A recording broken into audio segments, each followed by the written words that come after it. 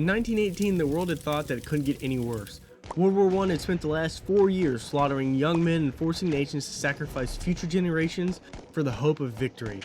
But no one expected that another enemy was already waiting, hidden within the very trenches of the war. This one was invisible, and far deadlier than any bullet or bombs humanity has ever created.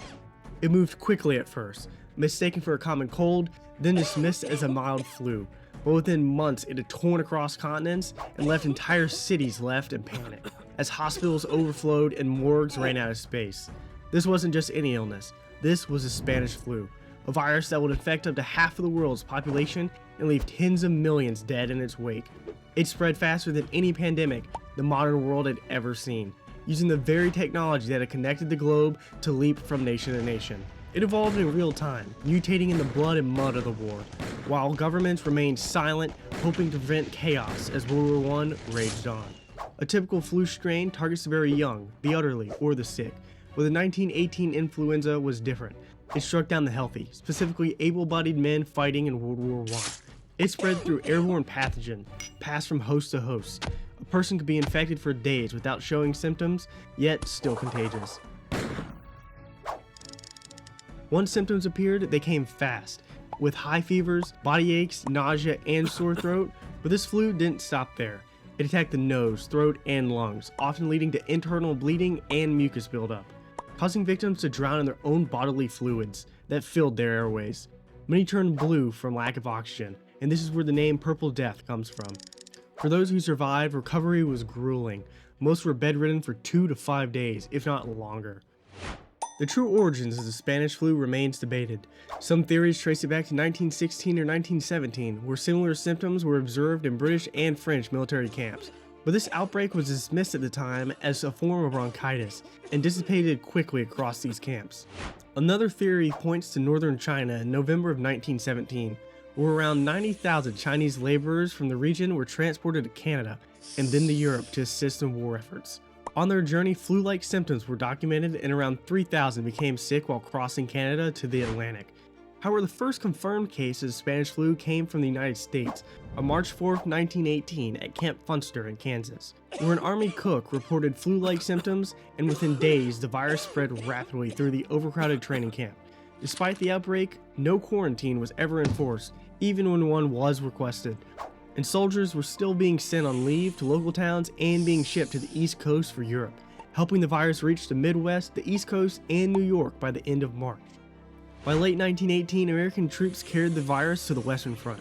From there, it spread across Europe and into Asia Minor via British troops, and into Russia through returning POWs, and China had begun to report cases by mid-June. On the battlefield, the influenza weakened soldiers, including many German troops, during their 1918 spring offensive. Estimates suggest that up to 1 million German soldiers experienced flu-like symptoms. French and British forces saw similar affections. The first wave of the Spanish flu was mild, and mortality rates were relatively low and equal to what they were in the past years. And by the end of the summer, the first wave of the virus seemed to fade away. If you guys are enjoying the video and want more in the future, remember to like and subscribe. Now back to the video. But the flu wasn't finished. The second wave struck in late summer and early fall of 1918. This time it returned more deadly. It's believed the virus mutated within the trenches of World War I, where men were crowded and left in unsanitary conditions, giving the virus the perfect environment to evolve, as it jumped from man to man. From there it traveled to the Entente supply port of Brest in France. Then it would spread globally aboard cargo ships carrying weapons, supplies, and men. In the US, the second wave arrived in Boston, Massachusetts, likely brought by naval French recruits training at American bases. Then came Philadelphia. On September 28, 1918, over 200,000 people gathered for the Liberty Loans Parade to support the war effort. According to the CDC, within a month, 30,000 cases were reported within the city and 12,000 people had died. The outbreak spread rapidly across North America, then into Central and South America. In Europe, the virus would spread once more, and once again carried by British troops to Africa and the Middle East. The second wave proved to be the deadliest. Researchers believe that this was due to the combination of the virus's strengths and the intense conditions of the warfare, stress, exhaustion, and poor nutrients made soldiers very vulnerable to this new strand. Oddly, those who caught the flu during the first wave had a higher chance of surviving the second. Their bodies had already developed partial immunity to the virus.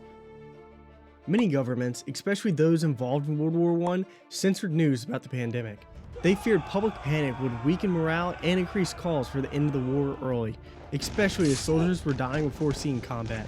Troop strength remained critical. Germany was launching its final offensive, and the Allies were preparing their massive counterattack known as the 100-Day Offensive. Ironically, this censorship may have helped the virus spread even faster. Without public awareness, there was no large-scale quarantines, mask mandates, or distancing measures, all of which may have slowed the outbreak. Spain, a neutral country during the war, was one of the few nations that openly reported on the pandemic. Spanish newspapers covered the outbreak extensively, as it had begun to ravage the countryside, even affecting their king. Spain's mass coverage of the virus led to the world's association with the virus of Spain, giving it the misleading name the Spanish flu. The third wave began in November of 1918, just as World War I came to an end. Soldiers from around the globe were sent home, unknowingly carrying the virus with them. Combined with colder weather and the start of the flu season, new outbreaks quickly emerged across the northern hemisphere. Some regions that had barely begun to recover were now struck hard again. The southern hemisphere followed a similar pattern months later. As seasons shifted from summer to winter, countries like Australia, Madagascar, and New Zealand, previously spared thanks to the strict naval quarantines, began to report their first major outbreaks. By early 1920, fears of a fourth wave had begun to rise. In Europe, countries like France began warning citizens of the flu's possible return and issued public health guidelines, as the United Kingdom began a race for a vaccine.